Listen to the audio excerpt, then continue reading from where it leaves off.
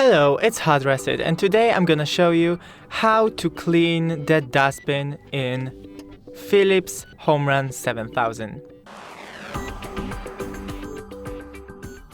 First, open this lid, and here you can see a storage for dust. Click these two switches at the same time and pull. Now, if you have this, you need to open this blue lid by pushing it up. Now you can safely turn off the dust and close it. Open again lid, push these two buttons and push it down.